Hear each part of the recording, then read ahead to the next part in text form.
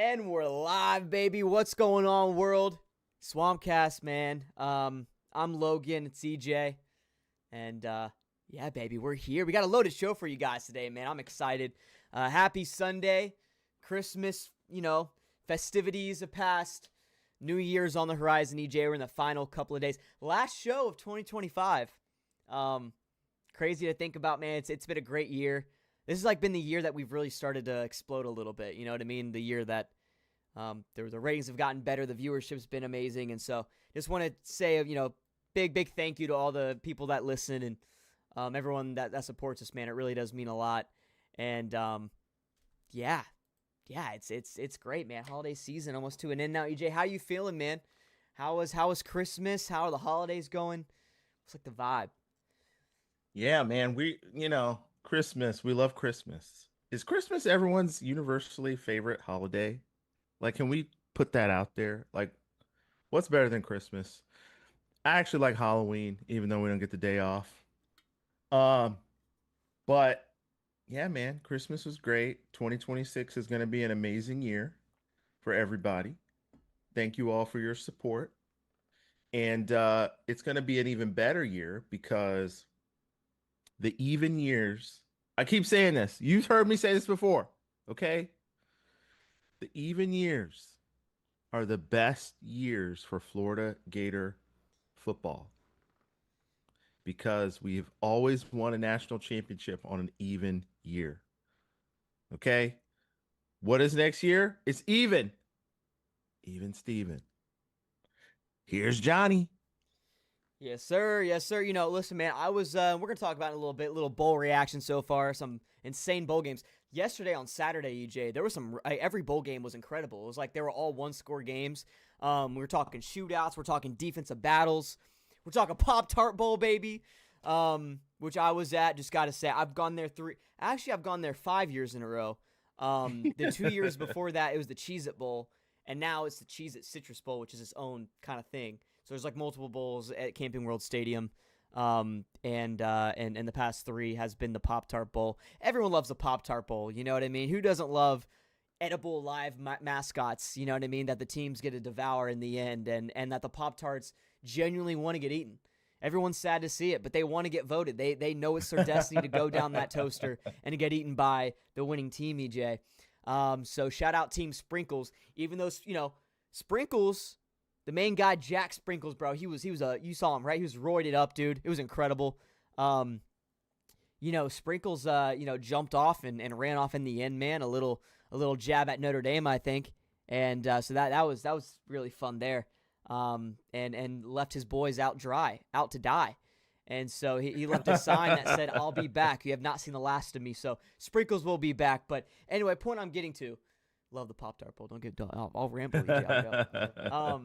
No, so the reason I brought that up is, man, the Gator fans. The amount of Gator fans at the Pop-Tart Bowl was actually insane.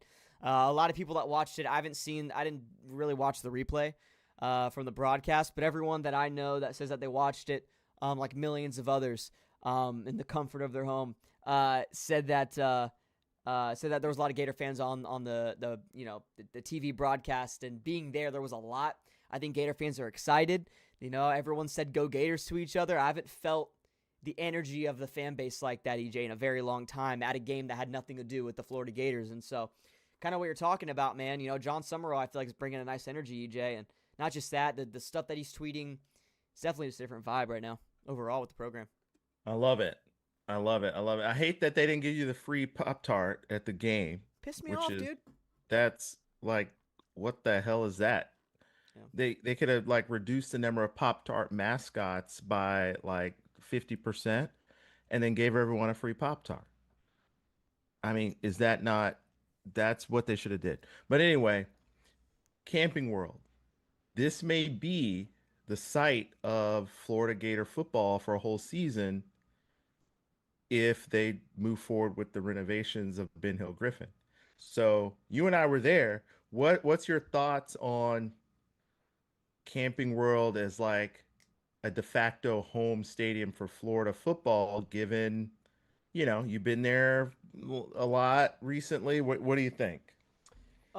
So the capacity of Camping World is about 60 to 65,000. That's kind of what it says online. So it's around that. So obviously that's almost 30,000 less than the Swamp at max capacity, right? And Yeah, so yeah, obviously it's not the yeah. same energy. I will say this though, it gets loud. They didn't have the very top deck wasn't used in the Cure Bowl that we went to or the Pop Tart Bowl, and it still got pretty loud. Hmm. It's a fun environment. They got the seat back seats, so it's pretty comfortable. It's not the prettiest stadium in the world, but it gets the job done, and I think it's loud enough to where there will be home field advantage. Because I'm sure that'll sell out quite a bit, probably every single game. I feel like, even though it's not in Gainesville, there's a lot of Gator fans in Orlando that don't want to travel all the way up to Gainesville every single Yeah. weekend, and that's a 2.5 hour drive, or even fans from Tampa. Now it's going to be a little bit closer, even South Florida, and so I feel like it's gonna you won't see, especially since it's 20, 30,000 less seats.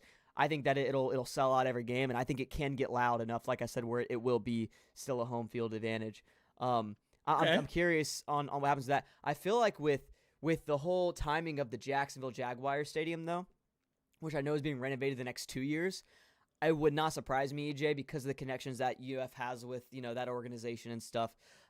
It wouldn't surprise me at all because a lot of people, a lot of coaches and stuff, they that's their base is over in Jacksonville. A lot of people, I feel like they're gonna let Jacksonville renovate their stadium the next 2 years, and then whenever we get around to renovating ours, which will probably be in 3 years, 4 years, they'll just use the Jacksonville Stadium.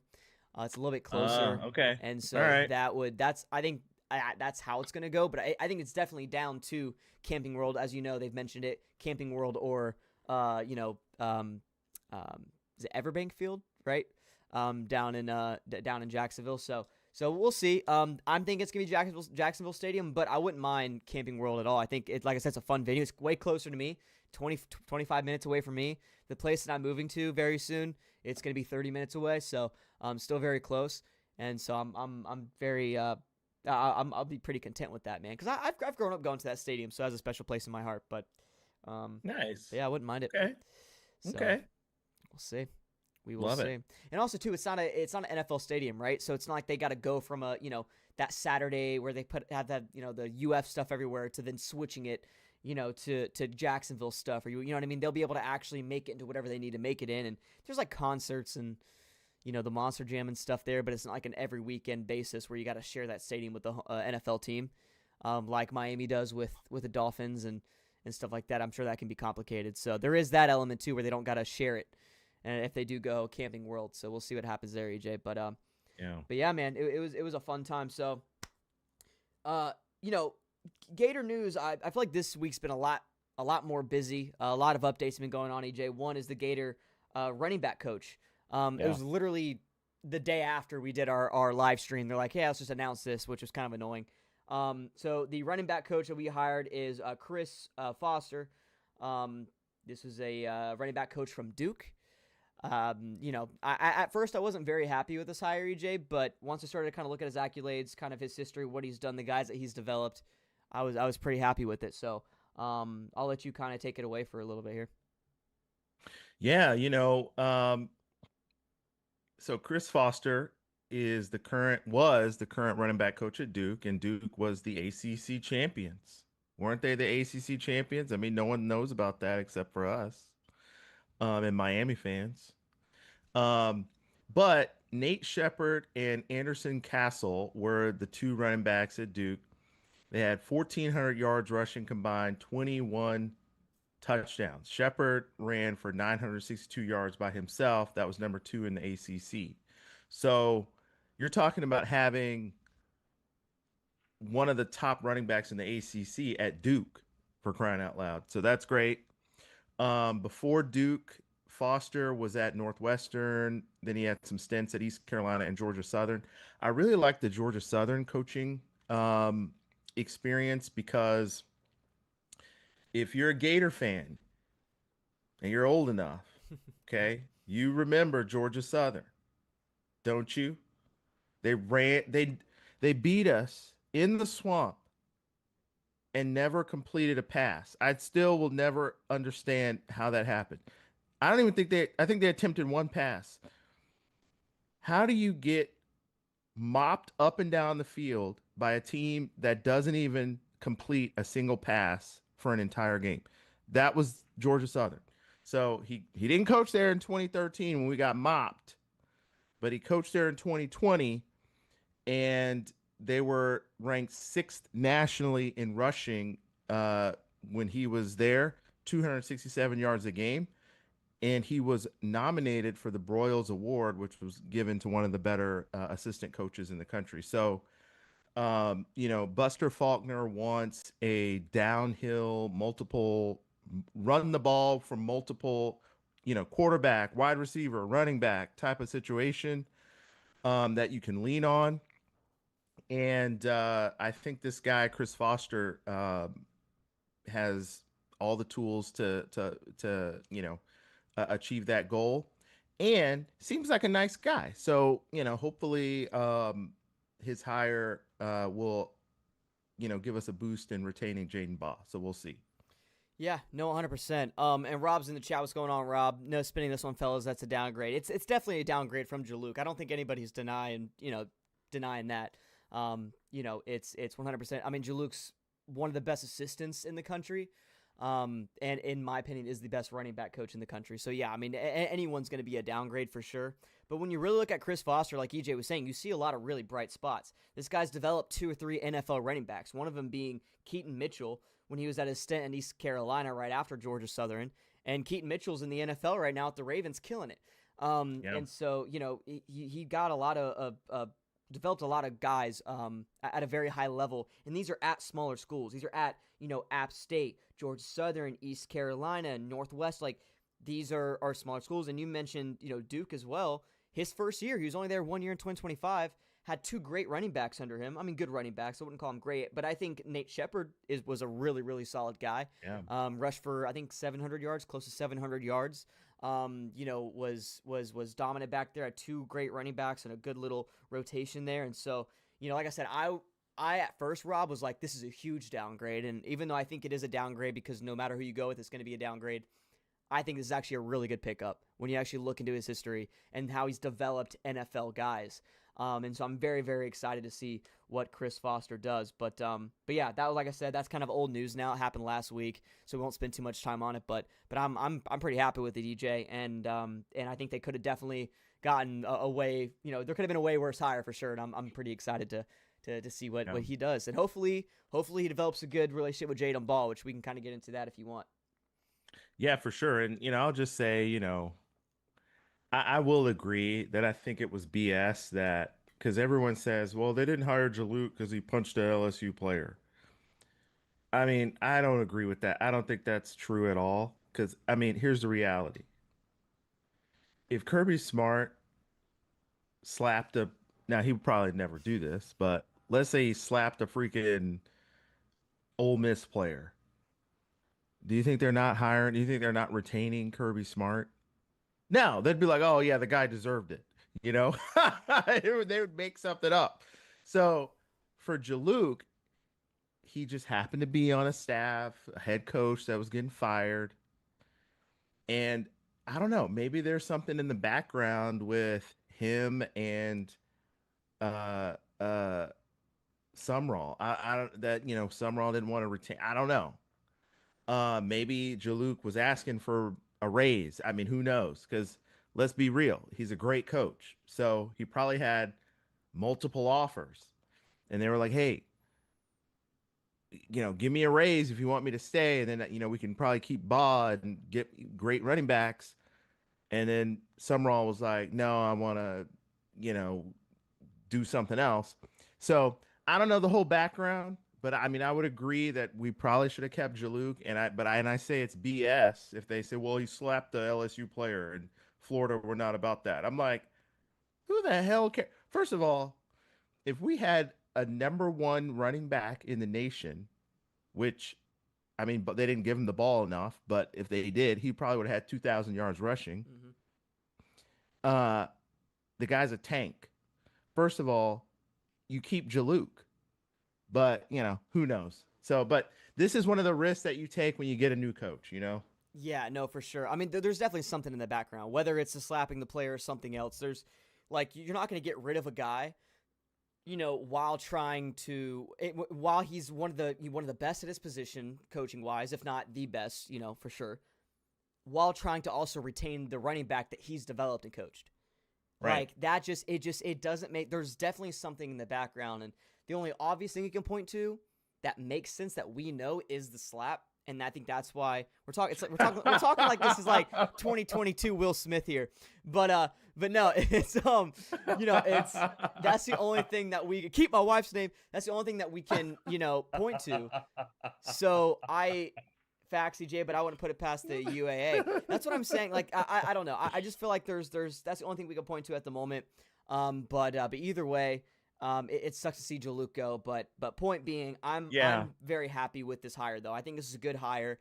It's not a tremendous step down. And this is just rumors. You know what I mean? I don't trust Gator insiders at all anymore after the stuff we've dealt with for the past freaking month, but 2 months. I think that what they've been saying is that Jaluke didn't really have that really close relationship with Jaden Baugh, like everyone's saying. They were very close as his coach, whatever, but it's not like a do or die type of relationship, right? Right. But we're about to get into all that. I have a few things I want to talk about when it comes to Jaden Baugh. Is there anything else you want to touch on when it comes to Chris Foster before we move on, EJ? No, I think we're good, and thanks for bringing that up, Rob, because I was saying the same thing. I was like, it's BS that they want to say, oh, we fired him because he slapped the LSU player. I'm like, who the hell cares? If you're a top player, like, the guy probably deserved it. And LSU, there are a bunch of riffraffs anyway. And Texas picked him right up. Yeah, the Texas hired. They were like, oh, he probably already had the offer, and he was just waiting to see, like, So I don't know, but the interesting thing though. Texas, go look at their transfer portal. They lost all their running back. I think they lost like all 3 running backs that they had. 4, I think. 4. So now it's like, what the hell's going on? So, that's going to be tough. And let's let that be the transition, man. So Jaden Baugh, right? Jaden Baugh, the meeting was Christmas Eve, so last Wednesday, right? They went there. It was Chris Foster, because he got announced, I believe, the day before. And it was Chris Foster, Buster Faulkner, John Summerall, like the whole offensive staff pretty much went to Jaden Baugh's house up in Georgia and his family, and like had a sit down meeting with him. Now, no one really got any insane insider, reports or inside news about the entire thing. The only thing was John Summerall on Christmas Day just posted a gator emoji. What does that mean? I don't know. Because they went there Christmas Eve kind of evening, you know what I mean, toward the end of the day. So people are kind of speculating. I'm not looking too into it, but I think it is weird because nothing else happened, right? There wasn't a commit. There wasn't a transfer commit. There was really nothing going on, and it was Christmas Day. So it's kind of interesting that he, threw out that emoji there, and that's just that's the only thing that we've kind of gotten out of the whole situation, and we don't even know if there's a correlation regarding the two things there. So yeah, that's just something to kind of think about. And the Gators have not been pursuing, by the way. There's been no running back names that have jumped out at all. There's some guys that we're going to talk about in a little bit, some receivers, some safeties that the Gators have been trying to target, but there has not been a single running back that, at least from what I've been seeing, that the Gators are like kind of, reported that Gators Online or some of these other people, Gator Zone has been, Gators, I don't know if Gator Zone's still even a thing, but some of these, I remember Gator Zone. I don't even know if they're still out there, but I know that, they've kind of drop all these articles and stuff talking about the guys that Gators are going after, and there has not been a single running back, I don't believe, that has been up there. And so, Ball Leaf, Florida football is sucking. Happy New Year. What's up, dude? Hope not. But yeah, so we'll see what happens there. That's a good sign. The bad sign, like EJ just stated, though, is Texas has lost like all of their running backs. And if you're Texas, do you go full send on Jaden Baugh now? You have Jaluke, his old coach that they have obviously a relationship. Jaden Ball's obviously kind of flirting with that right now, or was in the past couple of weeks before the meeting that we know for sure. And they've been tampering. So if you're Texas, you're kind of desperate now to get a running back. But here's the thing, EJ. If you lose all your running backs, do you spend all that money on a running back, or do you want to just kind of spend 800 on this guy, 500-600 on this, whatever it is, you know what I mean, and get multiple guys that you could get for Jaden Baugh, multiple quality guys you can get for Jaden Baugh, because in totality, EJ, there's a shit ton of running backs right now in the portal. It's crazy. Like there's a lot of guys out there right now. A lot of running backs have been entering the portal. And so, like a lot of positions have, but running backs have kind of been really a bright spot. And so if you're Texas, you can go get 3 guys for the price of 1 if you really wanted to. So that's what I'm curious about. I mean, that's what I would do personally, because as good as Jaden Baugh is, I don't care if we're talking about prime Adrian Peterson right now in college football. If he gets hurt, you're screwed if you don't have any quality guys that back him up. You know what I mean? And Jaden Baugh, we haven't seen any major injuries with him yet, but all it takes is one bad injury that he's out for 5 weeks, or even the season, and then you have no one behind him. And so I'm really curious, CJ, to see what happens with that. What would you do in that position? Would you get Baugh if you could drop 2.5 on him, or would you get multiple guys for kind of the same price? You know what we probably should do the next show is probably, well, all this will be settled, but remember those NFL draft box cards that would say, hey, we give you $10 million for you to build your roster. And then, it has players, different positions. And if you want the really good player, it takes from your $10 million, and you have less money to go for more players. That's basically what we're doing here. But, everybody's pretty much, the reports are out that, UF has put significant upgraded NIL package together for Jaden Baugh. They put it on the table, and it's in the area of double what he was making last year. So, this signals a willingness for us to really, hey, we're acknowledging that you're a star, irrespective of the fact that you're currently a Florida Gator. We're acknowledging the fact that the market sees you as probably the top running back in the SEC right now. So that's out there. I would say that we definitely want to retain Jaden Baugh, just like last week. We talked about the number one reason being he's our best player on the roster. When you're a program that starts losing the best player that you have on your roster, now you really have you've got some issues, I think. And I think Jaden Baugh being the number one player, not only on our roster, but in the portal at that position, will be a huge get for us. I think running the football is something that Buster Faulkner and John Sumrall want to do. It is the most strategic thing any football team can do, is if you can run the football, put your head down, put your cleat in the dirt, hand it off, and pound it for 3-4 yards a carry, and the other team can't stop you, that is the most strategic offense you can have. And Jaden Baugh, the question is, if we want to have an offense that can lean on the run, and then in the fourth quarter, we are just wearing people out, what are we willing to do to have the leading running back to do that? Now, Jaden Baugh also, the thing I love about him is the guy's built like a tank, low to the ground, very strong legs, thick legs, very short thighs. And that's important when it comes to injury prevention. I have a degree in public health, and we do sports injury epidemiology. So these are correlations. When you look at people like, I don't know if you remember Marcus Lattimore, who was a top running back at South Carolina, Adrian Peterson, top running back at Oklahoma. These guys were like 6'2", 6'3", very long thighs, from the hip to the knee. And when you have very long thighs like that, you're very injury prone as a running back, because you're going to get hit in your knees and you're going to get hurt. Jaden Baugh, that doesn't happen with him. You hit him in his hip because he's so low to the ground, and then he's very powerful. He runs his running style imposes injury on the defense as opposed to the other way around. So he's a guy that you can say, okay, we're definitely going to put money down because he's not going to get hurt.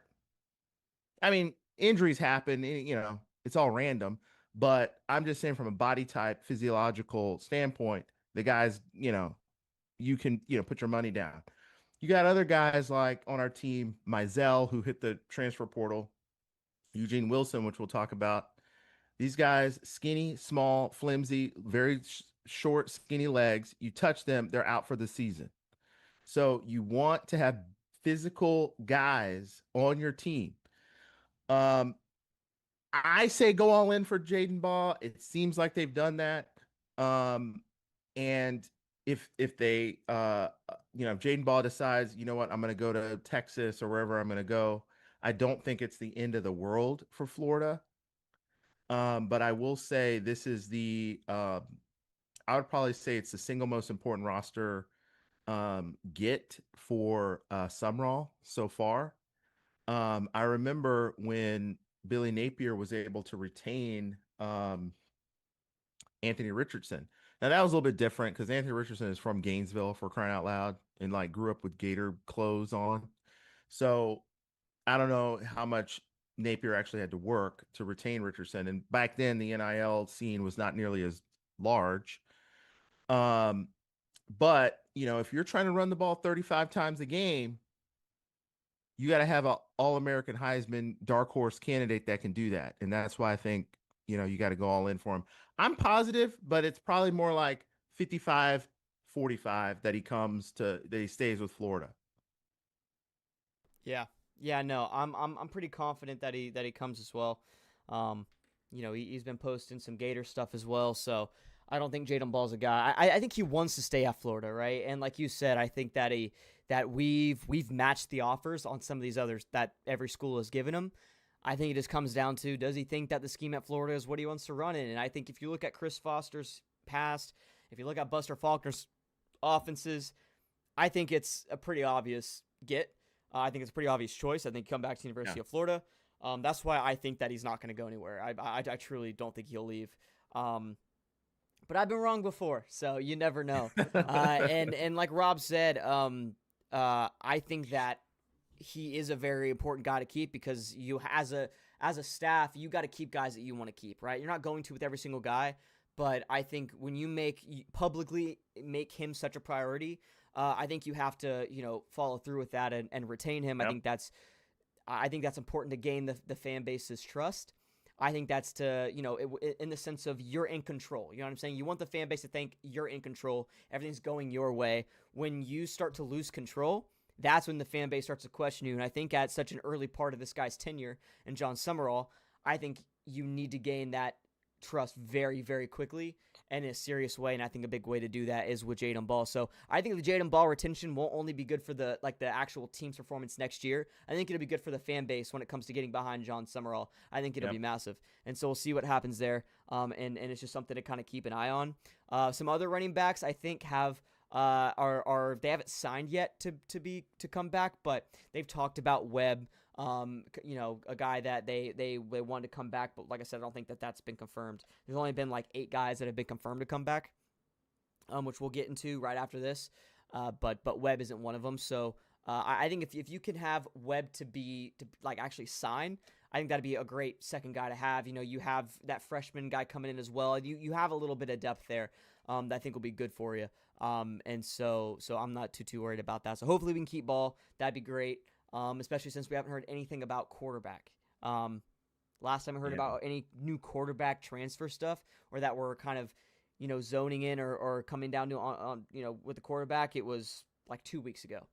And so no new news on that. We'll see. The transfer portal opens up. Oh shit! Wait, it opens up. What? Friday.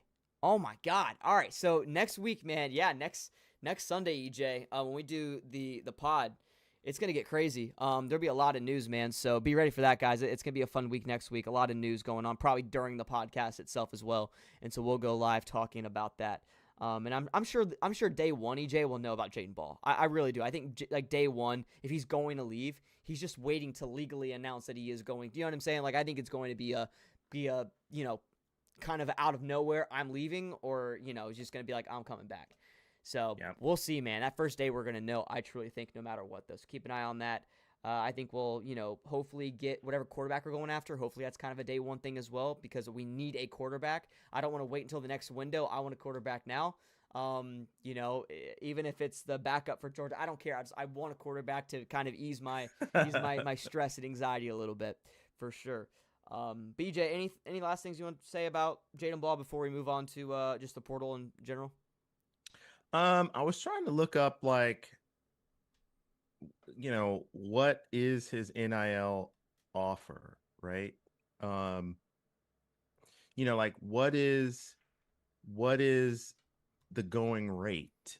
Because obviously quarterback, I'm seeing $4 or $5 million, for quarterbacks. Now, when you look at On Three running back valuation for top running backs, they say Jeremiah Love from Notre Dame, we love him. $1.6 million is, you know, the ballpark for him. It's crazy. I mean, can you believe we were talking about this like in 2008? Like, I'd be freaking, what the hell are we doing? So Baugh is likely in that range. So we'll see what happens. I also think the plan to get Baugh to the NFL is also something that's on the table. Um, and how confident he feels in his future. Um, but just know, unlike DJ Lagway, who took a lot of criticism on social media from Florida Gator fans, um, I'd probably say 99% of the social media chatter regarding Jaden Baugh from Florida Gator fans has been positive. So that is a huge, huge, plus, when you're talking about kids making a decision as where they want to go with their parents, is it a good fit? Do the fans like me? It's a big decision factor now. So there you go. Yeah. Um. Yeah. Jeep Girl said I read 1.5 million. Yeah. I mean, he's worth Yeah, that if he stays that's around healthy. there. And so yeah, I like that. That's a run there. Whew, all right. It's crazy. Oh man, the NIL's got to be. I mean, I love it because it's such a chess game, and it truly is tactics. How much money do you want to spend on each guy? Because you got a whole roster. You got 60, 70 dudes that you need to get in there and pay. And let me tell y'all something. And people don't think about this, but Kirby Smart strategy. Why is Kirby Smart still considered the top coach? NIL is not just about paying to get players to come onto your team. It's paying to keep players off of rosters of teams that can beat you. so so if you're thinking about your competition, like if you're a leading national championship caliber team and there's Jaden Baugh in the freaking portal, your goal is to not get him just to put him on your team, but to get him so that your number one rival who can probably beat you also doesn't have them. So that's a strategy that, Kirby Smart has talked about, and people need to understand that. You know what I mean? So, hey, if we get him, that's great. That means somebody else doesn't have him and run us over with him. So there you go. Rob said there's no salary cap. Who cares if he gets 2 million if a booster wants to pay it? Yeah, that's true, but also the NIL kind of has already been figured out. You know what I'm saying? When John Summerall signed, it was, hey, this is how much money you're going to get for the team, right? Kind of like how what was it? Alex Golish over at Auburn, I think got 30 mil, right, or whatever it was. So it's not like, I mean, I guess they could go to a booster and be like, hey, give us another 2 million, but at the same time, will our boosters really pay a new? I don't know. It's Well, weird. okay, so Rob is technically right. There is no legal salary cap, but there is a pool of money that every program currently has Right. to, siphon off for players. And there's a large variability in those pools. SEC teams typically will have a lot more than somebody in the Big 12 or somebody in the ACC even. And so the question is, if you know what your pool of money is And everyone knows what that is. I mean, technically there's no cap. It could be whatever. If Elon Musk became a Gator fan, we'd probably be the top team in the nation. But you do have a finite amount of money in your pool at that point in time to kind of, work with. Um, so that is one sort of constraint that we have now. I don't know, the top pools in the country are probably going to be like LSU, since they, are giving all their money to Lane Kiffin and the taxpayers of Louisiana. Some people who absolutely have no idea what football is are sitting there paying their tax money for LSU football. Um, Maybe they'll have the biggest pool this year. Who knows? But it's probably like Ohio State, Alabama, Texas Tech, LSU, for some Texas reason, Tech. They dropped the bag, and oil now look at money. them. Look at Yeah, them. They're that running over people in the Big 12. that's what I'm saying. And I think I brought up to you, EJ, on the voice note. I was like, why in the hell does not one millionaire come in and say, bro, here's an insane amount of money? Like, I'm sure the boosters can all get together and be like, let's just make the biggest pool and do what Texas Tech did. Because if Texas Tech can do it, why can't the University of Florida do it? And that's with any team. Why can't Alabama do it? Why can't whatever? I think Texas Tech is a good example. And by the way, they're only a what is it? They're only a 2.5 point underdog against Oregon. Against Oregon. That's what happens when you drop an absolute bag on a team. So it shows that and Oregon has an insane roster. They have like, what is it? Didn't they have like eight 5-stars? Something stupid like that. They're a top 4, top 5 roster in the country, top 3. And so like, if Texas can spend that much money on a 1-year roster, why can't the University of Florida do it? Because if they can make it all the way to the final or the quarterfinal, the Florida Gators can. I'll tell you that right now. So I don't know why we don't just, I guess because they don't. I don't know. Maybe it's because they don't want to put that much money into a year 1 coach and whatever. But I feel like it's shown to be successful now.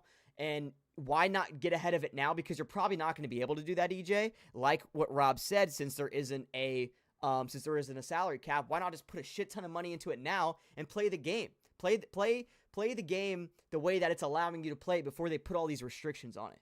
You know what I'm saying? Yeah. Get ahead of it now. Do it. Like I just, it doesn't make any sense to me. You're not being held back in any way. Like listen, I love the other sports, but like just really focus on football or basketball, whatever, for just 1 year. Before all these restrictions get put on, because they're going to be put on these next 2 years. They're going to.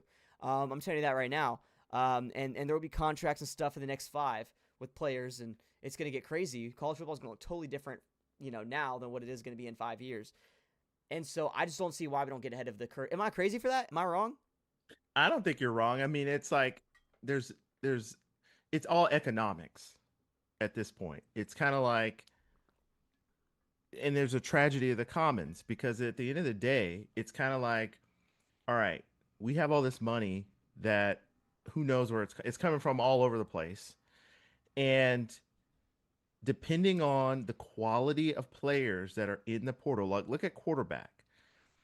The quarterback position this year doesn't really impress me in terms of the people that are in the portal right now. Like, I remember last year, it was like, oh, wow, there's all these stars are in the portal. This year, it's kind of like, okay, the Georgia Tech quarterback, the Arizona State quarterback. But these aren't people like okay, Mendoza. Like, let's say this guy goes, wait, is he his junior? I think he's a sophomore. No, I think he's a senior. He's oh, yeah, he's Wait, probably a senior. let me But check let's real say quick. somebody like him goes in the portal. Okay, now shit just got real. Okay? But now what I'm saying is you got all these quarterbacks that are not really that great, but because they're the only ones in the portal, the best ones are going to force $5 and $6 million contracts, which is crazy because they're not worth that. So that's why they should have some restrictions. But to your point, um, I don't know. Who is leading the NIL situation for Florida when it comes to um, dropping dimes, because that's what we're going to need. Um, and one of the challenges that you face when you have John Sumrall, we love Johnny. Here's Johnny, but let's just be real. The guy is coming from Tulane.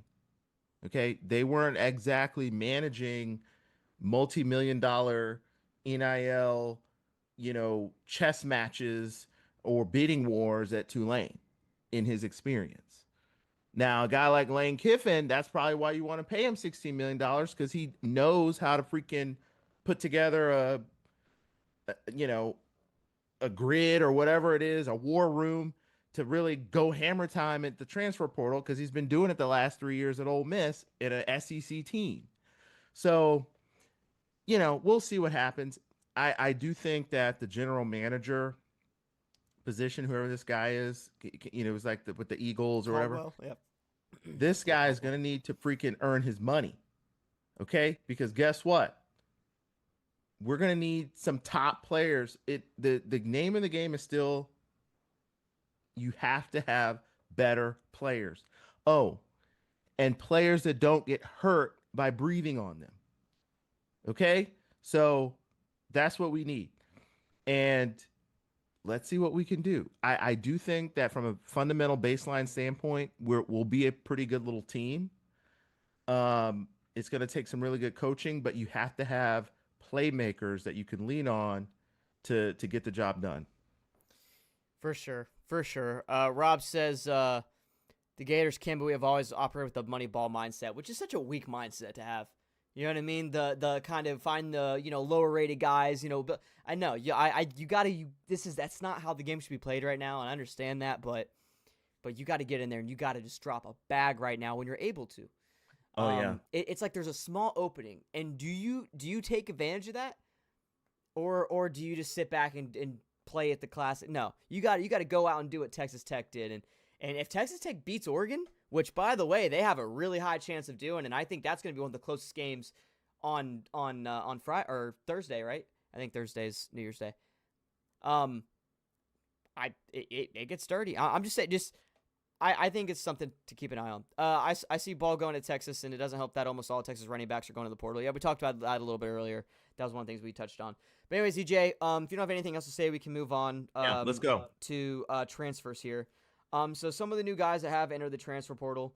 You have defensive back Sharif Denson, played a lot of nickel, different positions there in the secondary. So was a solid guy for sure. Sucks to see him go. Wide receiver Trey Wilson. I think what it really comes down to is Trey probably asked for a lot of money, and because we probably had Vernell Brown as kind of a higher, guy that we might have valued a little bit more, not as injury prone, you know what I'm saying, like Trey Wilson, and maybe a little bit more consistent and younger. A guy that's going to be here for a little bit longer.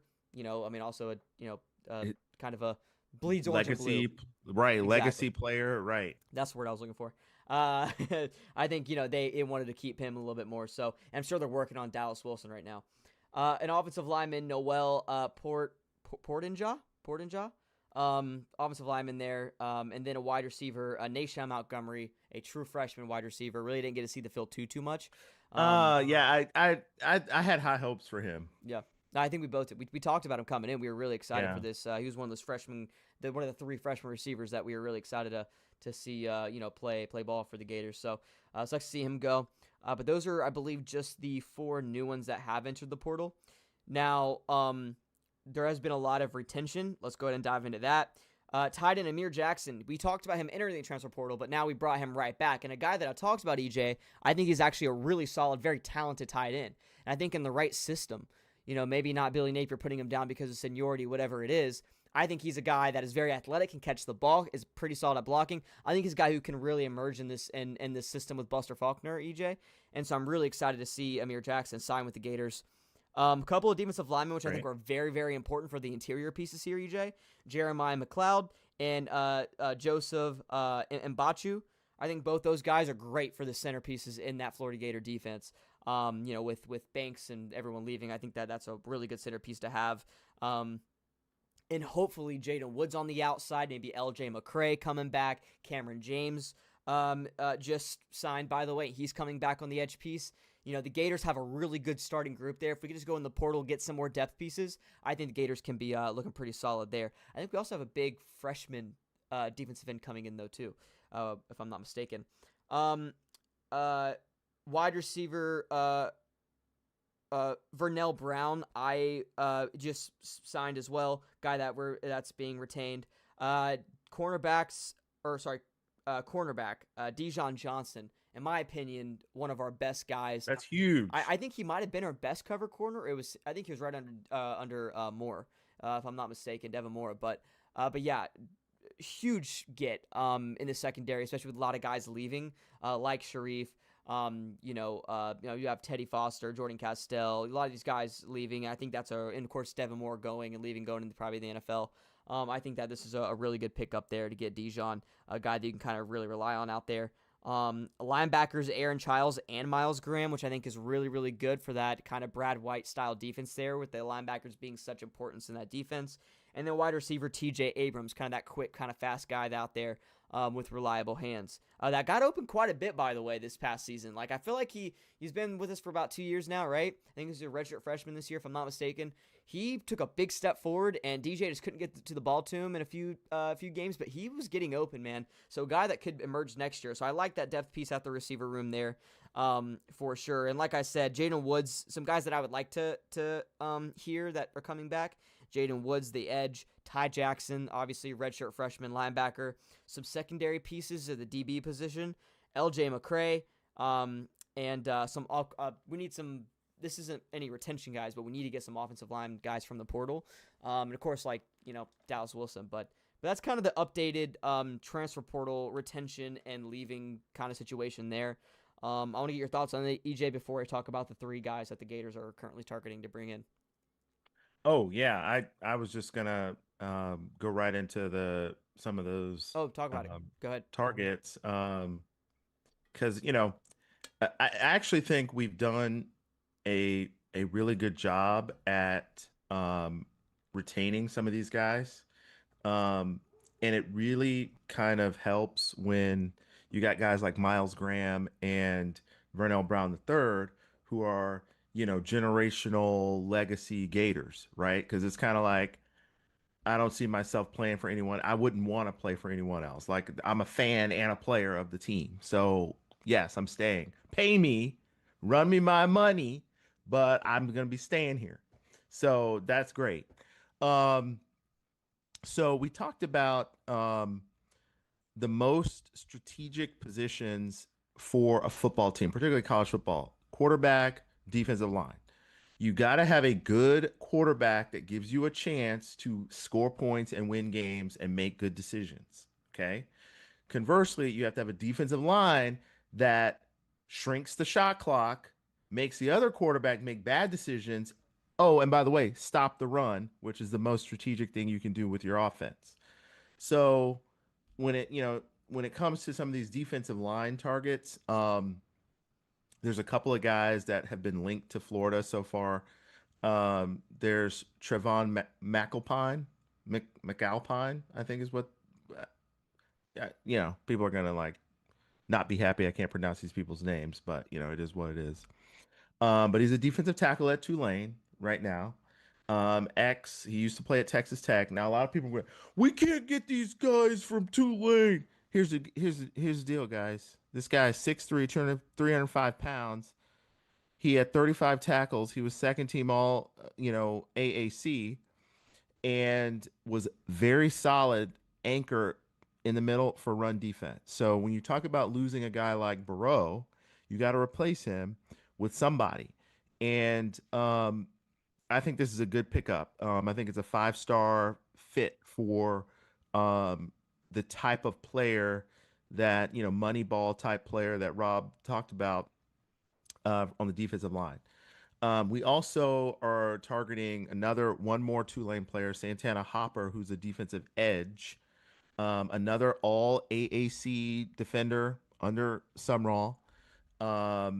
He's a designated pass rusher, something Florida really has lacked ever since we lost Todd Grantham. Grantham would typically, if y'all remember the Todd Grantham defense, they got a lot of sacks. They didn't, third down. They gave up a lot of third downs, but they sacked the hell out of people. And he's one of those types of Ja'Kai Polite type of molds. And not too expensive. So I think if we can land both of these guys, that would be great. we'll see what happens. They both have offers at other highly touted locations as well. And the last defensive player that I'll just mention real quick, we're losing Castell, losing a couple. Who's the other guy that we're losing other than Castell in the? Um, I think Aaron Gates is all. Isn't Aaron Gates leaving? Oh, I think you're on mute. Oops, there we go. Yeah, I know Castell, and then safety Josiah Davis, which was kind of a guy out there, and then I don't. Denson. Yeah, Aaron Denson, and Denson. I Yeah. don't know if what Bryce Thornton's doing. That's an eye to keep on Oh or yeah, I keep on think him. we're still waiting on Thornton. Yeah, that's a big piece right there. But yeah, there are two safeties that we are targeting. Yeah, so Devin Coleman's one. He's currently at Baylor. Um, so um, Penn State, Florida State, Arkansas, South Carolina, they're all sort of in the mix for this guy. 5'11", 195 pounds, hybrid safety, linebacker, hybrid, free safety type player. I think one of the benefits, if you have sort of this 4-2-5, 3-4 multiple type defense where you flex and switch your defense, but maybe you go from a 3-4 to a 4-2-5, and one of those that fourth linebacker needs to immediately become a safety. You got to have a guy like this Devin Coleman player. So these are three guys that look like um, medium to high likelihood that we would land them, which would be great, given the fact that we have lost Denson, we have lost Castell, we have lost Barreau, and obviously we're losing Caleb Banks and Tyreek Sapp. And you got to be able to rush the passer. We cannot, if we go into next season with a very good running offense and we can move the football and gain yards and score, but then our defense can't get pressure, we can't stop the run, it's pretty much going to be all for naught in terms of having a really good year. For sure. Another safety target we're looking at is Lyreek Rawls from Kansas. 70 PFF grade and with a 70 coverage grade. So another safety that we're kind of looking at there. And the wide receiver room, Iverson Hooks, a UAB wide receiver. Dude's a monster. 81 PFF grade with Oh an yeah, 82 reception grade. So just Iverson something. Hooks, yeah. Yeah. No, yeah, Iverson Hooks is. I mean, Alabama's looking at him. The Georgia, Ohio State, and so he's a guy who is pretty sought after right now. And you can look at his PFF and quickly figure out why. So I think he'd be a really good piece to bring in. The Gators are highly pursuing him. Also, forgot to mention that Roderick Kearney is staying as well. He's announced that offensive lineman.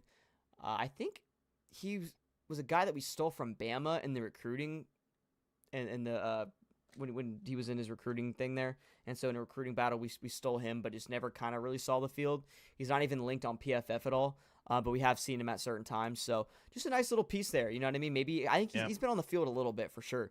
But guy just never really took a step forward. So we'll see under a new offensive line coach what he is able to do. So worst case scenario, just a good depth piece to have, but a very talented guy coming out of high school. So we'll see what happens there. So we did retain one offensive lineman.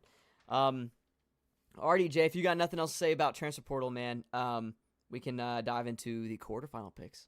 Ooh, well, what I mean, we don't really have any other news on quarterback. I think Rob already No, put in the chat like, we're getting Philo, boys, book it. I hope We're not. getting Philo. I mean, here's the thing though. Guys, we need a good quarterback. Okay? We need a good quarterback. Um, and when you think about Philo, like I said, the pool this year sucks. I mean, let's just say what it's not. We're not. You don't have these 5-star like guys. Anyway, um, Aaron Philo. The good news about this guy is he at least knows like Faulkner's terminology and run game tags, right? So if you think about the learning curve for having a new coach, but then also having a quarterback that was just 3 months ago being coached by this other guy saying a completely different language in terms of the terminology. Um, Not only do you have to overcome that, but you actually have to fit and gel within the system. So if Philo comes in and is at least doesn't have to learn who Buster Faulkner is and what he's trying to accomplish every play, I mean that in of itself is a positive. Um, I really don't see any other legitimate option other than we talked about Colton Joseph. We talked about did we talk about Brendan Sorsby?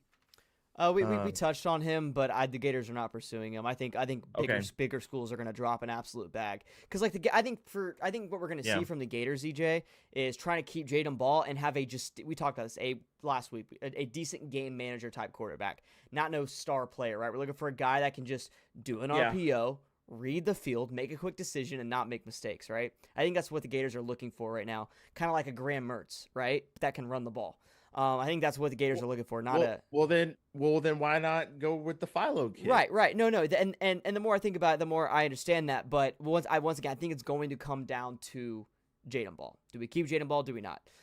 Which I think is why we haven't been. And maybe we do have a quarterback that we're dead set on, but Philo just threw too many interceptions in already a run heavy offense, and that's why I'm just not. You know what I mean? Like he just I don't know.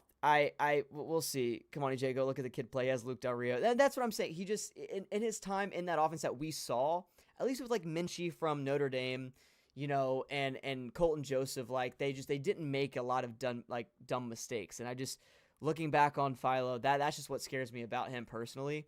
I would rather take the dude from Charles or Old Dominion.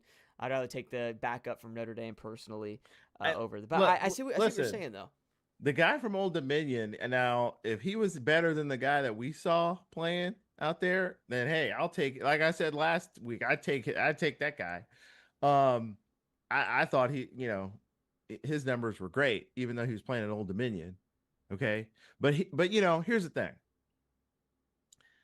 Uh, you talked about Graham Mertz, Luke Del Rio. All right, let's be real. If Graham Mertz was the quarterback all year long this year, okay, we probably would have went to a bowl game at least. Yeah, Okay, for he sure. would have won at least 2 or 3 more games. I mean, we had so many close games. Look at the LSU game. Graham Mertz would not have thrown 5 interceptions Yep. in that game. Okay, and we would have probably won that game. LSU was not that great. What was the other game that was super close that we like threw some dumbass intercept? USF.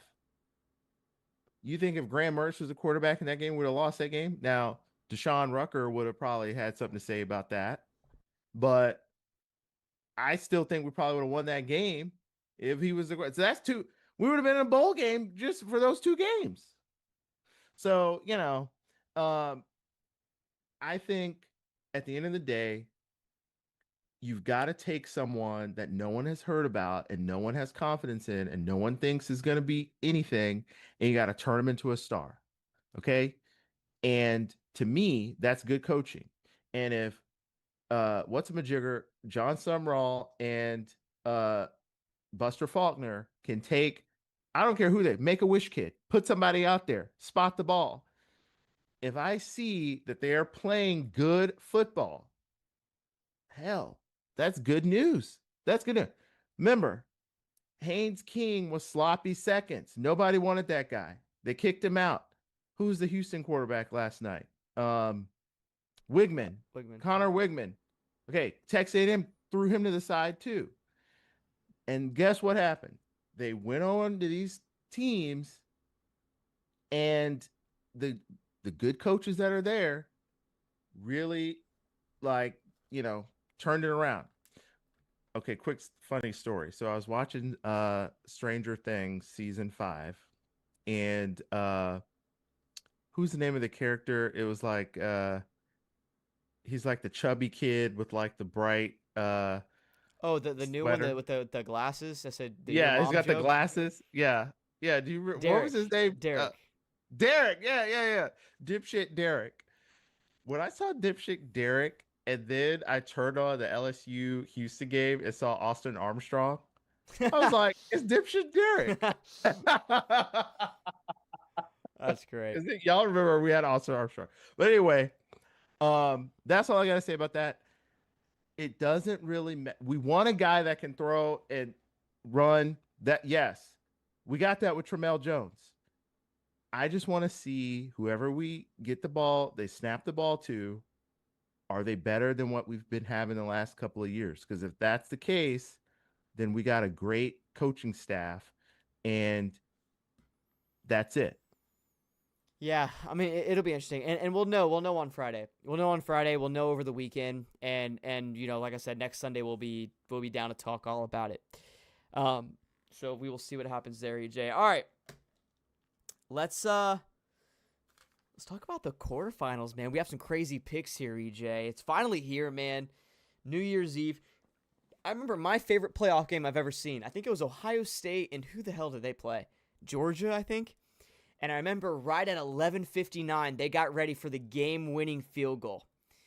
And I remember they got lined up, and they kicked it. And right as it was 2022 going into 2023, and it was Georgia that won it, because then they went on to beat TCU, right?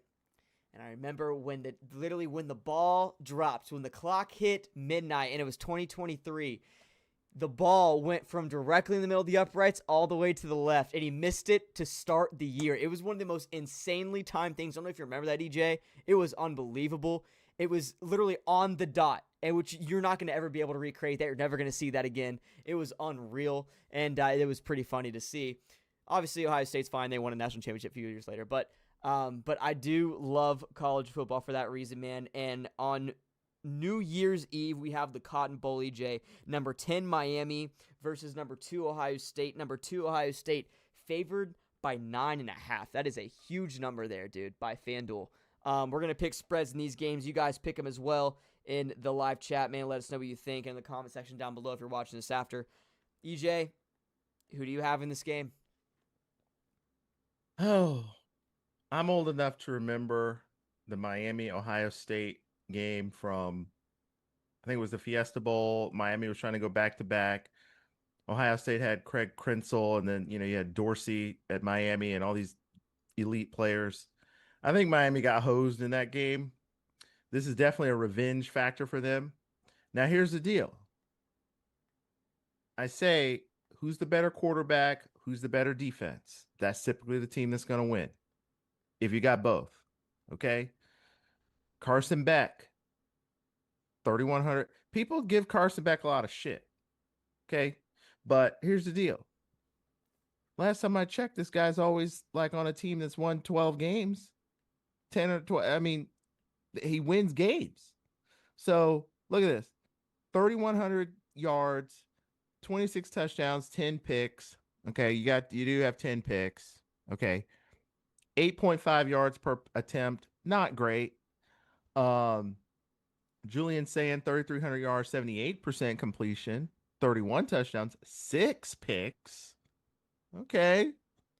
I'm giving the tiny edge to Sand in this one. Yeah, look at that. Look at it.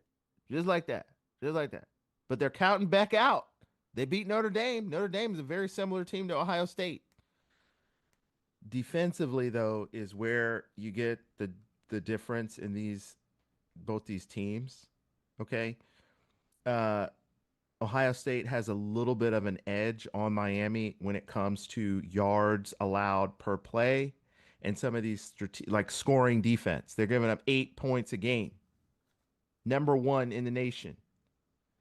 I got to go with Ohio State in this one. But let me tell you something. I think Carson Beck and Miami are going to give them a little bit of a test. I think from an athletic standpoint, Miami's got the athletes. Who's the little freshman wide receiver that Miami has? They throw him the ball like every play. Malachi Tony or whatever. I think I'm Malachi Tony. Malachi Tony. They throw this guy the ball like this is what I'm talking about. Dude's a beast. You know who your best player is. Throw him the damn ball. That's something that's a basic football that Billy Napier was somehow missing from his brain. Like, okay, who's your best player? Throw him the damn ball every time. Now, we did again in the Texas game. Okay, yeah, you threw to Dallas Wilson okay, he's over there, throw it. Every other game, it's like Billy Napier would do the opposite of give the ball to your best player. But Miami's going to do that. I really think that's going to give them a chance in this one. But I just think over time, Ohio State running the ball, power football, Julian Sayin throwing it.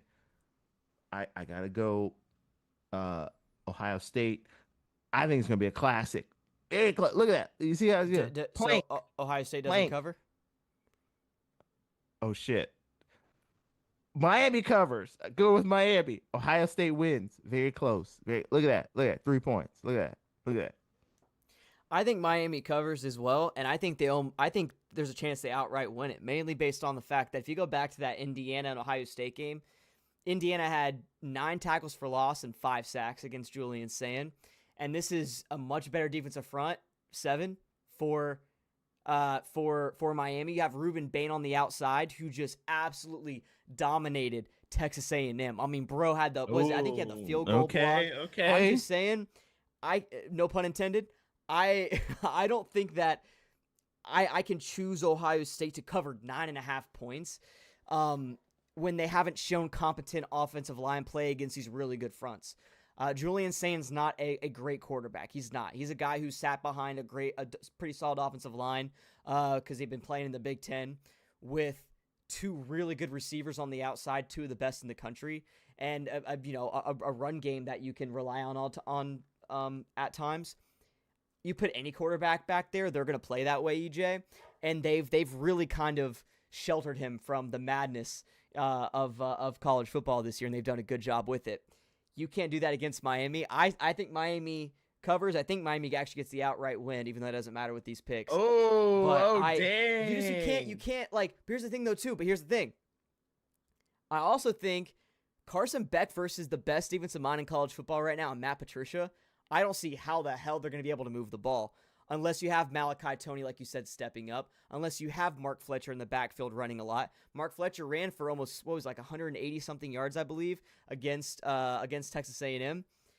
He's going to have the best game of his life. Carson Beck's going to have a best game of his life, a non-turnover prone game. And Malachi Toney's going to have to step up alongside, is it CJ Daniels? They got some good weapons on the outside. They're going to have to find separation, but Matt Patricia is going to find a way to write something up. So it would not surprise me if Miami wins, and it would not surprise me if Ohio State covers and they win by like 20. It could go either way. This is I don't even want to touch this betting-wise. I'm not even going to play with it. I'm in the same boat, though. I do think Miami covers. I don't know if they win. I have a feeling they do. Based off of the pass rush they can get on Julian Sayin, but it's going to be another 7-3 game like Texas A&M and Miami going into that fourth quarter, man. I'm really, really excited for this one. Beautiful pick. Beautiful pick. Oh, yeah, I'm so hyped. Next one we have the Orange Bowl, baby. Number 5, Oregon favored by 2.5 versus Texas Tech. The fact that Texas Tech's had the year they've had is unbelievable. They've absolutely dominated. The one game that they did lose, their quarterback was hurt, I believe. And so I'm really excited for this one, EJ. Texas Tech had a bye week. Oregon obviously did not. They played really well, dominated James Madison. You look at this Texas Tech defense. I think they have the number 1 rush defense in the country, if I'm not mistaken. Oregon has had trouble running the ball in some games when they play really good competition. They either run the ball like crazy and get 200 yards on the ground, or they play some good and they struggle a little bit. I think that's going to happen in this game. So question is it's going to fall on Dante Moore in this receiving core. I'm over here rhyming, didn't look at me. So I think what you're going to see in this game is you're going to see an explosive offense in Oregon who's not going to be able to sustain drive, but you're going to see these big explosive plays. And the question is can those explosive plays come at a frequency that's going to be high enough, because Texas Tech is going to score points.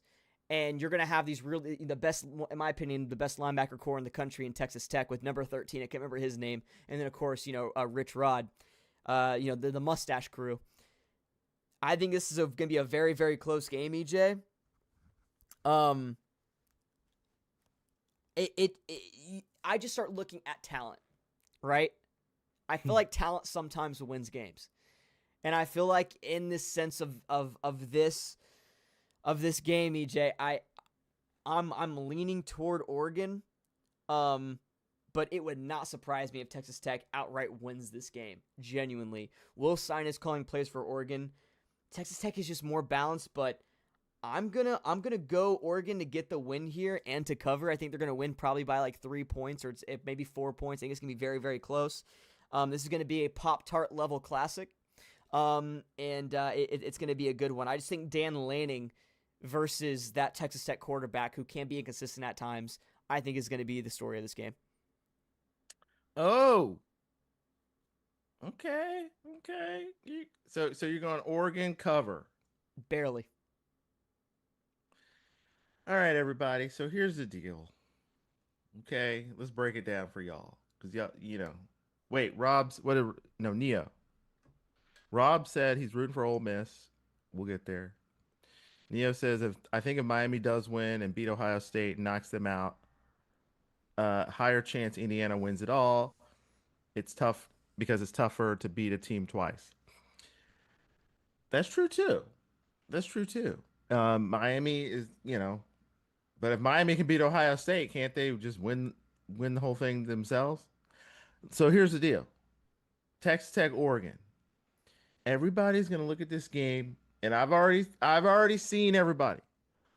Oregon is invincible. They are gonna blow Texas Tech out of the water. It's gonna be a beatdown. It's gonna be a bloodbath. Oregon's so great. Guys, Texas Tech. Have y'all seen Texas Tech play this year? You must have been put down the eggnog and go watch some highlights. This team has absolutely destroyed everybody they've played except for the one game they lost, which the quarterback was hurt. Berman. What's the guy's name? It starts with Baron M. Morton. Yeah, Morton. He was hurt. He didn't even play, and they still almost won the game against Arizona State. They're beating people like a drum. And how do they beat people like a drum? Well, they got this guy named Cameron Dickey who's 1,000 yards. He's running all over people. Now people say, well, the Big 12's not that good. The Big 12 is just as good as the Big 10 if you take out Ohio State and Indiana. I mean, and those are the same teams that Ohio State's been playing. And Texas Tech has been playing that same level of team, and they've been beating them by 30, 40 points. This is a very good team. So listen, Dante Moore, he's throwing the ball, 72% completion, 313 yards, 4 touchdowns. They beat James Madison, whoop-de-doo. Texas Tech defense. What wins championships, people? Defense. Number 1 rush defense in the nation. They absolutely stop every run that comes their way. And guess what? Every offense they play has that spread crap that Oregon runs too. So they are going to stop the run. Dante Moore is going to be under pressure the whole game. He's going to be like, who do I throw the ball to? Sack. Go back and watch that Iowa game. I picked Iowa to beat Oregon because I was like, Iowa's, if they don't got a lick of offense, but they got a defense that can stop that run. And that is going to cause Oregon some problems. And they should have won the freaking game if it wasn't from some miracle pass. All I'm saying is Texas Tech is Iowa with a much better offense. I'm taking Texas Tech in this game to win. And what are they? 3-point favorite, 3-point underdog, 3-point. Yeah. Caleb Douglas. Do y'all remember this guy? Wide receiver for Texas Tech. He's going to be catching a lot of passes in this game.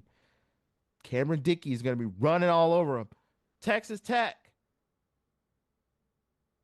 I think it'll be close. It'll be a 10-point win. Texas Tech. Surprising people. Oh, and also oil money. Oil money wins. Oil money wins. Texas Tech. Upset. Yeah. No, it wouldn't surprise me. It wouldn't surprise me at all. Next one we have the Rose Bowl, baby. Should be the night game in my opinion. But we got the Rose Bowl, number 9 Alabama versus number 1 Indiana. Number 1 Indiana favored by 6.5. EJ, give me your thoughts. This isn't one of those damned if you do, damned if you don't picks. Because I'm Mhm. gonna tell you right now, anytime you doubt Alabama and you pick against them and say, "Yeah, Indiana's undefeated. They're a Big Ten champs," Alabama's gonna come in there with the roll tide and mop the floor with them. But then the second that you say, "Well, uh, Alabama's gonna win. They've got all this talent," Indiana's gonna freaking be up 21-0 before they get off the bus. That's how this game is gonna go. Now, when I'm looking at these statistics here, okay, I really like Ty Simpson, but Ty Simpson has been much more inconsistent than Mendoza. Mendoza plays the same quick, strong, confident passing every game, no matter who they're playing. Oregon, Ohio State, doesn't matter. This guy is incredible. Simpson, you know, 3 out of 4 times he's gonna have a good game, but that one time, it's like, well, who is this guy? This isn't the same guy. I like Indiana in this game, but I'd like Alabama to cover. I think Indiana is gonna win this game. Alabama will cover. I think this is going to be back and forth, field position. Indiana's defense has been one of the best units in the nation. I think they're number 2 behind Ohio State. Yeah, number 2. 10 points a game. You do not only give up 10 points a game while also scoring 50 points a game by having players that come in who do not know how to execute their assignments every single play. And that's where Alabama is going to struggle. Alabama relies on these short stints of explosive runs where they get up by 14 and then they think you're going to roll over and die. Indiana is not going to do that. They're going to have the same attack the whole game. Indiana, it's going to be close. Yeah. Look at that. You see that? You see that, Logan? How far is that? That's how the game's going to go. 26-23. Indiana wins, but Alabama covers. Great game. I hate this game because, like you said, Ty Simpson either plays amazing or he doesn't. And he's not going to have a run game to rely on in this game. So is it going to be a Georgia, or is it, going to be what we saw, last week? I have no idea, dude. I have zero. Is he going to be the Oklahoma? Because even in the the Oklahoma game, he started out a little bit rough, and he started to figure out when he understands what's going on in the defense. He doesn't need a run game because he genuinely reads everything perfectly. He has the talent to make the throws. He'll run with his legs when he needs to. He's secretly athletic like that. He was actually a dual threat coming out of high school. You just don't think about that. But you're going to find inconsistencies in quarterbacks when they don't have a run game to rely on, and Indiana's only allowing 80 yards per rush against really good rush teams, and Alabama's not a really good rush team at all. Question is the running back going to be fully healthy, right? He was limited in carries against Oklahoma. Is he going to be back full health? We'll see.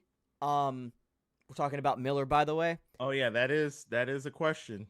And if he's not going to be, even if he is fully back and healthy, the run game has struggled.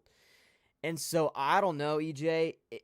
Indiana's a good team, but just the talent differential. I guess you could have made that point against Ohio State as well, or Oregon. Hey. Yeah.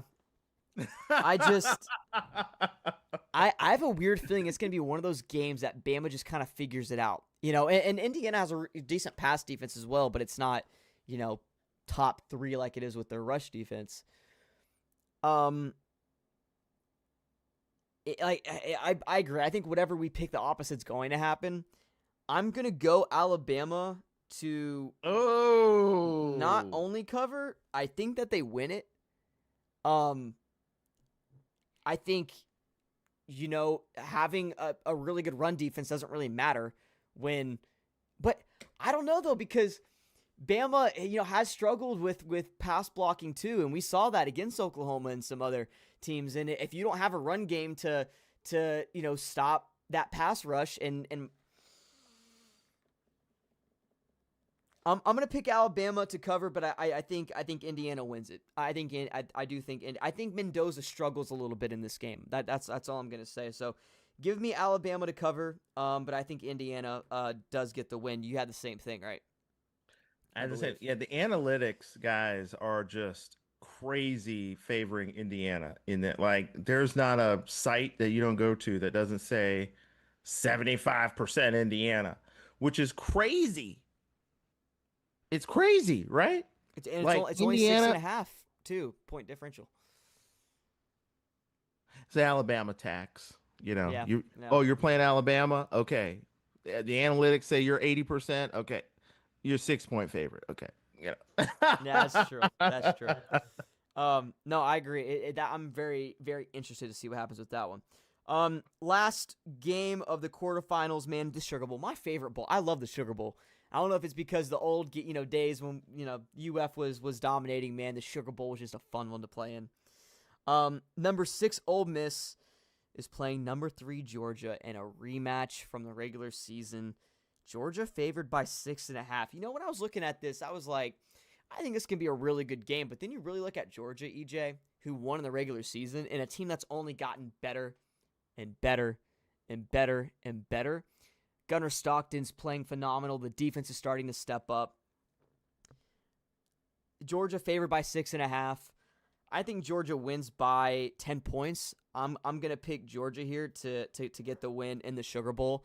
I think it's cool that Pete Golding got the win last week, and I think they are and I mean you look at Ole Miss, right? And I'm not just throwing them to the side. I know that is probably like, wow, you really are discounting them. No, I think that they're a very balanced team. I think they can throw the ball really well. I think they can run the ball really well, but I don't know if defensively they're really going to be able to stop Georgia, and I think you'll see a difference in the athletes as well, specifically on the lines of scrimmage.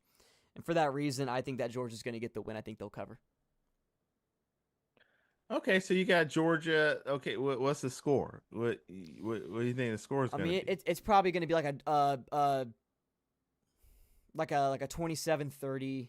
You know what I mean? High 20s, high 30s, or no, but Georgia covers though. I mean, I probably 27 or 30 for Ole Miss.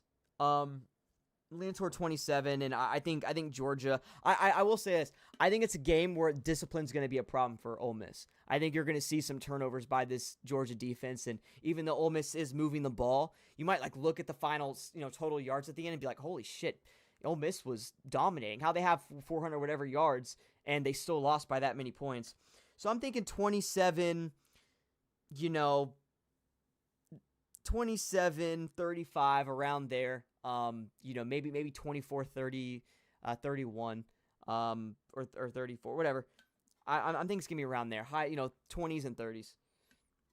Okay, okay. Well, here's the thing. When I look at all of these teams that are in the playoffs, the last 8 teams, there's 2 teams that don't really have a definitive. Well, one team that doesn't really have a definitive identity. Like when I think of, like, when the team comes up, it's like, okay, they're gonna do this. Like even Miami, I was thinking, like, what do they do? Okay, they got the defensive end that sacks the crap out of you. I mean, Georgia, what do they do? They got this really good linebacker that runs all over the field, Allen, and he tackles everything. And Stockton is that when they get the ball, you can't get them off the field. Ole Miss, I'm kind of like, okay, what is their last year? They had a really good defensive line with like 2 guys that are first round draft picks. They don't really have that this year. Their defense did shut out Florida in the second half. We watched that game, but it wasn't like a very disruptive defense. And Trinidad Chambliss is a solid quarterback, but to me, he's not a person that when you're playing against this elite defense with an elite defensive coordinator mindset, that is going to be able to transcend his game to beat that team, coupled with the fact that Georgia is got a really good offense. So I got to give the edge to Georgia in this game, up, down, all around. I think I think Stockton is a better quarterback than Chambliss. I think uh the Georgia defense is materially better than the Ole Miss defense. And I just think that Georgia is pissed that they went to the Sugar Bowl last year and got beat by Notre Dame. And they want to come in this game and they want to stomp somebody. And guess what? Ole Miss, you have your new head coach, but he's not Lane Kiffin. He's not the Georgia Slayer that beat Georgia last year. Is Pete Golding. Maybe Pete Golding will show us something. I think Georgia, all sides of the ball, is just better than Ole Miss. They look like Ole Miss. They're just better. Give me Georgia, easy win, 14 points minimum in this game. Yeah, no, I agree. I think it's Georgia's gonna get it done. And Pete Golden, the magical run will be over. So I'm with you there, EJ. So there we go. Let's go ahead and we're just gonna do a little speed run on these picks, just for the rest of the bowl picks and get out of here. We've been going for an hour and 30 now. Let's start with the Liberty Mutual Music Bowl. We got Tennessee favored by 2.5 versus Illinois. Who do you have? Who the hell's playing in this one? Let me tell you something. If Tennessee has Aguilar, he plays the whole time. Give me Tennessee by the hair of their chinny chin chins. But last year I picked South Carolina to beat Illinois, and they ended up losing. Tennessee, revenge, Vols. It was a good basketball game too. Tennessee, Illinois. Football, Tennessee, very close. There you go. I'm with you. I got Tennessee covering as well. Next one, we got the is that the Valero Alamo Bowl? Number 16 USC favored by 6.5 versus TCU. Yeah, give me USC here, man. I think all their guys will be playing. I think they're feeling good. I like that 6.5. I think they win by at least a touchdown. Is J. Edgar Hoover playing in this game for Oh TCU? no, he's in the portal. Oh. USC, big Yep. in this one. I like it. Next one, we have the Reliquist Bowl over in Tampa. We got number 23 Iowa versus number 14 Vandy. Vandy favored by 4.5. EJ, who do you got? Ooh, let me tell y'all something. Sneaky good game. Mm-hmm. Sneaky good game. Iowa. Let me tell you something. Kirk Ferentz has been there since Genesis chapter 1. Okay? The thing I love about Iowa, they got an identity. You know what their ugly offense can't get a first down, but you're not moving that ball on them. I think Vandy covers. Wait, is Pavia playing in this game? Oh, yeah. Okay. Vandy. Very close, but they win by 5. Vandy. I think it's going to be a win for Vandy as well. I think they cover, like you said. I think they win by like a touchdown around there, maybe 6 points, 6 or 7 points. Yeah, I mean, Vandy's just. I think they're mad. They didn't make a playoff game, and I think they want to get the win. And like you said, it's gonna be a very good game because Iowa's a very underrated team. But I do like Vanderbilt to get the win there. Next one, we have the Tony the Tiger Bowl. We got Arizona State versus Duke. Duke favored by 2.5. Man, give me Duke. Give me the ACC champions, man, to hold up the Tony the Tiger trophy. Arizona. Okay, are they giving out Frosted Flakes in this one? They should. They didn't give out Pop-Tarts in the Pop-Tart Bowl. Piss me off. What the hell are these people up to? If you're going to sponsor a bowl game, you need to bring whatever the hell you're sponsoring it with to the stadium. Okay? I better see some Frosted Flakes out there. Anyway, Arizona State. Wait, is Levitt playing in this one? I don't think he's playing. Duke. Wait, is Mansa Musa playing in this one? They got a run game. I'm not worried. Who the hell's playing in this one? Flip a coin. Give me the Blue Devils. Good pick. Very close. I'm pretty interested about this one. We got the Cheez-It Citrus Bowl here in Orlando, Florida. We got number 18 Michigan versus number 13 Texas. 13 Texas is favored by 7.5 points.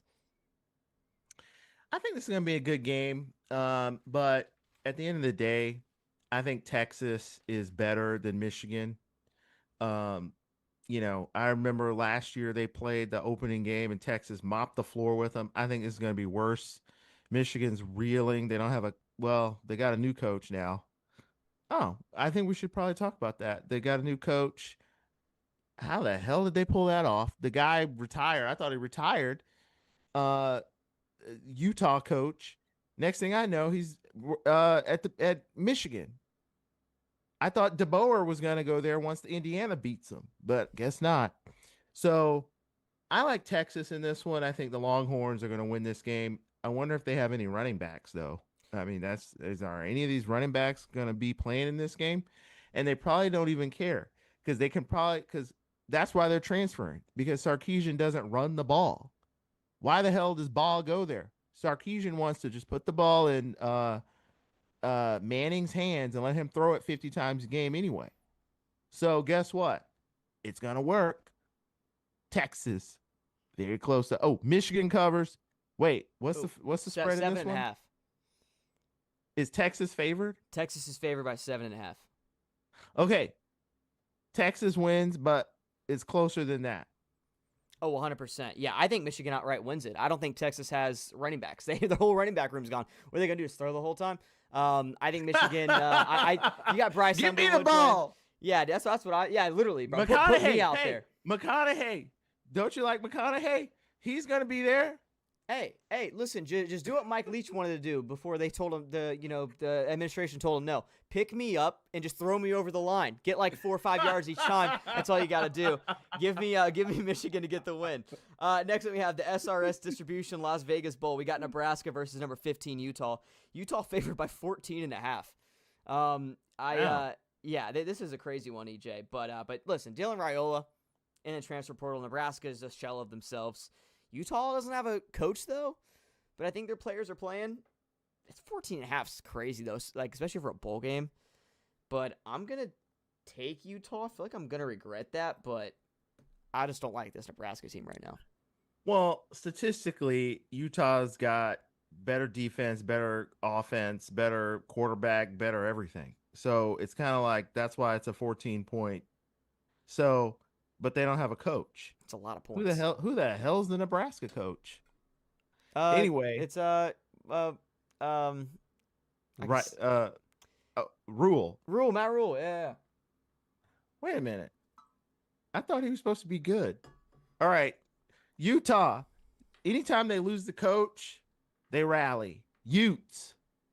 They get it done. I like it. Curious to see what they do, man. 2 great hires in a row in Urban Meyer and Kyle Whittingham, so we'll see what happens there. Next one we have the Trust and Will Holiday Bowl. Number 17, Arizona favored by 2.5 versus SMU. You know, this is a tough game to pick because SMU is a pretty good little team, but they didn't really play a lot of great teams.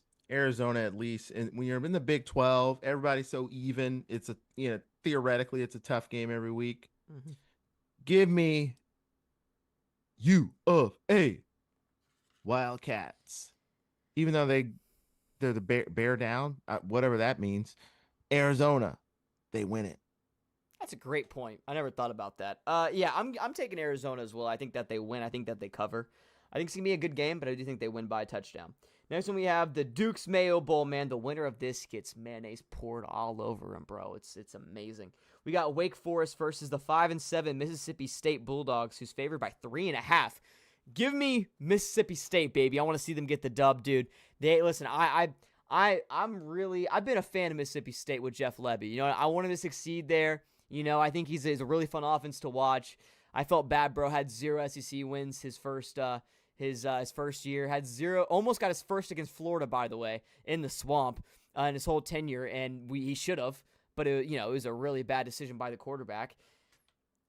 Give me Mississippi State though, man. I want them to. This is more of a kind of a biased pick. I want to see my boys succeed, but okay. Well, when Mississippi State threw that interception to Burrow, I was like, this has to be the dumbest team I've ever seen. Okay, and I thought we were dumb. Okay, we had Napier.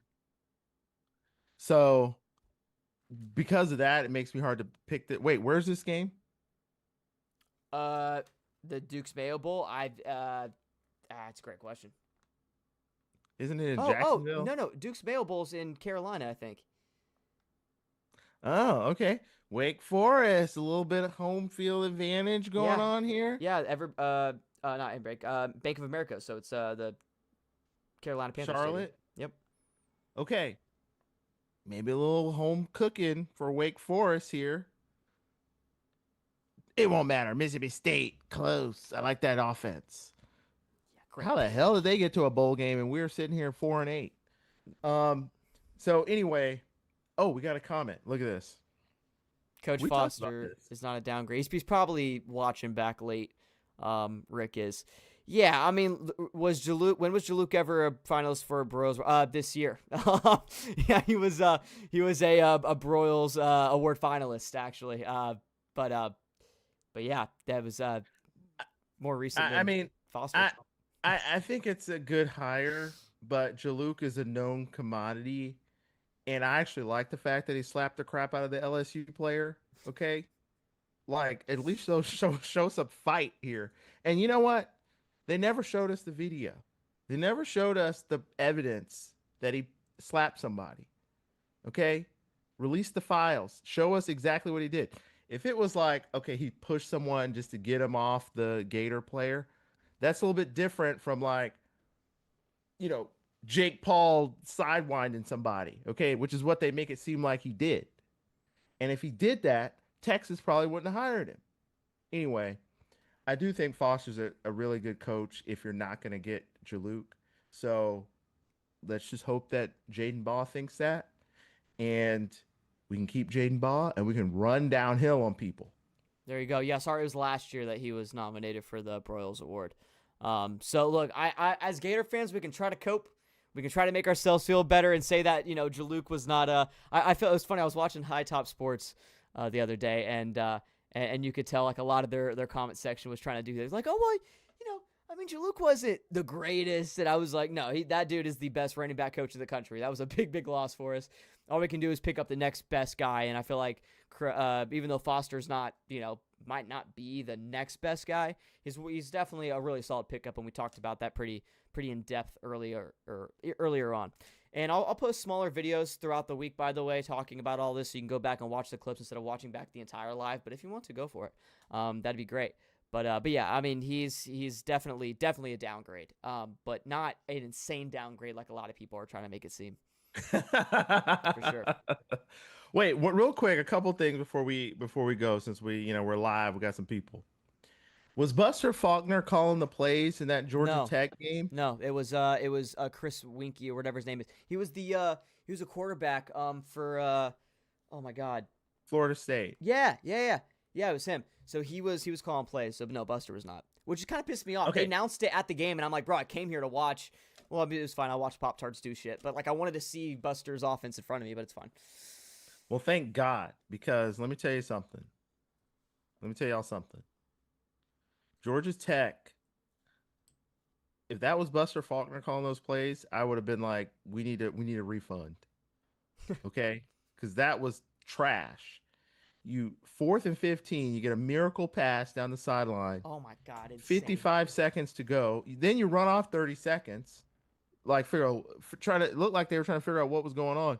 What's happening? Before they did the miracle pass, remember they let it was like a whole minute go off the clock. Yeah, it was a whole minute. I was like, what are you? And then, bro, their quarterback Haynes King was like on the ground, slowly getting up, and I'm like, bro, you have three. The clock's going. You have 3 timeouts. All the Georgia Tech fans were yelling and screaming, like, bro, get your guys ready. And even on the 3rd or 4th down, EJ, he didn't call a timeout to get his guys, ready. And it sucks because he didn't learn his lesson because they actually got a miracle pass down the sideline, like you said. Which, by the way, at the game, seeing that happen was one of the most. I was on the stairs walking out. And I was like, let's just stop and see this final 4th down play. And all of a sudden, I see him throw. It's like a 40-yard bomb, and it catches it over his shoulder. Unreal. Anyways, go ahead. That was incredible. And but it was a coaching. Good thing we didn't get Brent Key either. Because I'm like, was he the one overseeing this last-minute situation here? Because at the end of the day, you got a miracle pass down there. Okay, that was great. You have the ball at the 18-yard line with 55 seconds to go when the guy gets tackled. You don't snap the ball until it's 33 seconds left. That someone should be fired. And you had all 3 timeouts. And you're down 4, which means you don't need it for a field goal because a field goal doesn't do anything. Someone should be fired for that. Then you run 4 straight plays where you're not even trying to move the ball closer in to get a first down. So guess what? Someone should be fired. That was terrible. Maybe they are fired, which is why Chris Winke's calling the plays. He did win the Heisman, though, by the way. And yeah, so I just want to say that. Good thing Buster Faulkner wasn't calling the plays because that was absolutely horrible. What's a Majira could have ran the ball 3 times. It probably could have got a touchdown. You had 3 timeouts. By the way, I think that that's a really good sign, right? You see an offense that was really, really good, and then you saw in this game they struggled. I mean, they were moving the ball at times, but BYU's play calling was 10 times worse, and they were still way more successful, which I think shows what Buster Faulkner did bring to this offense, dealing with what he had. And I think, Haynes King only had like 1 rush in the first like 4 drives or something insane. And I was sitting there, I was like, why the hell is he not running the ball? And I was like, oh, yeah, because Buster's not calling plays. And so, and then they started running them, and then they started to he got like 3 carries for like 26 yards. And I was like, there you go. That's what happens when you run your guy. You get, 8 yards a carry, whatever. And so yeah, man, no, it was crazy. And I think, like you said, that's just a tip of the hat to Buster Faulkner and what he's been able to do with that, and just makes me more excited to see what he brings to the Florida Gators this next year. Absolutely. Absolutely. So I just wanted to say that. One other quick thing, Gator basketball is in full swing, everybody. We're getting ready. We got our last non-conference game against Dartmouth. Is Dartmouth smarter than us? I mean, they're Ivy League. But Is Dartmouth the spiders or whatever, the spider logo? Or am I tripping? No, I'm probably wrong. What is Dartmouth? Are they?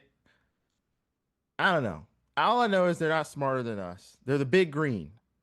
Oh, never mind then. All right. I don't even know what that is. If you know in the chat what a big green is, let us know. But we just know they're Gator bait. We're going to mop the floor with them. Okay?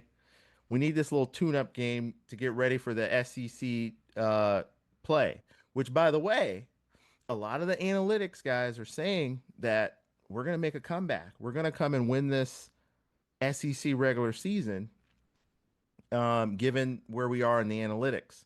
Now, we're not as high up as we were last year, but we're still pretty high up there. Ken Palm, which is a really top-rated analytics metric system for the last 30 years, they got us ranked number 12 right now. They say we got a top 11 defense and number 24 offense. So where that would put us, if you're looking at national championship odds, you got to be top 10 in both offense and defense in this Ken Palm to be a national champion contender. That's where we were last year. It doesn't look like we're there right now offensively. Defensively, we probably can get there. But offensively, we're around the same efficiency as we were 2 years ago when we had, if y'all remember Tyreek Samuel and all those guys on the team. And we didn't have as great a defense that year. So we're probably somewhere in between last year's team and the years before, which still means we can win the SEC, which would be a great accomplishment. I still think when you look at our SEC schedule coming up, it's a very favorable schedule because you get all the top SEC teams at home this year. We play Alabama, Auburn, Arkansas, Tennessee. We got a home and home with Kentucky, a home and home with Georgia. You play all those teams at home. So we should win all those games. According to ESPN analytics, we should be 16-2 in the SEC. The only 2 games we're favored to not win are Vanderbilt. We have to go to Vanderbilt. And then Kentucky at Kentucky, even though I think we're better than Kentucky, but who the hell knows by the time you get to the end of the year. So I think we got a really good shot. Let's see what happens. We played Arizona very, very close. I was at that game. The difference between them and us is their guards make a higher percentage of their shots. I mean, if Lee or Fland could just make 5% more, hell, we'd be 10-0. What 12-0 right now. Go back and look at those games. We shot 26% from 3. You shoot 30% from 3 and add those points, you're definitely scoring more. We got beat by 15 points in 4 games combined. That's 5 shots. That's 5 more made threes. So, hopefully we can start making some more shots. We play Missouri next Saturday, or is it next Saturday? Next Saturday. Missouri is not as good as they were last year. We should win that game, but you never know. If you take a team on the road that can't make any shots, the game's going to be inherently close. So let's see how it goes. I feel really good about the team right now. If we can go, 13-5 in the SEC, I think that's a great record. I think we could, get a top 4 seed, top 3 seed, maybe top 4 in the NCAA tournament, and maybe have a good chance to go to the Sweet 16, go to the Final Four. We'll see what happens, but let's see. Yeah, basketball. We like talking hoops too, Logan. We'll see what happens with our guard play, man. We'll see what happens with our guard play. I'm excited, man, to see. I mean, they've been taking steps, and so they gotta play to the level that we're actually paying them, for sure, especially in threes. So we'll see what happens. But yeah, so I think that's pretty much it for today, EJ. Appreciate everyone watching, man. We got a good amount of viewership right now. Everyone subscribe, man. Comment down below, man. Like the video. Why not? Help us out, man. We post a lot of mini clips throughout the week. I guess I say mini, but it's like 20 to 30-minute segments that we do on the show.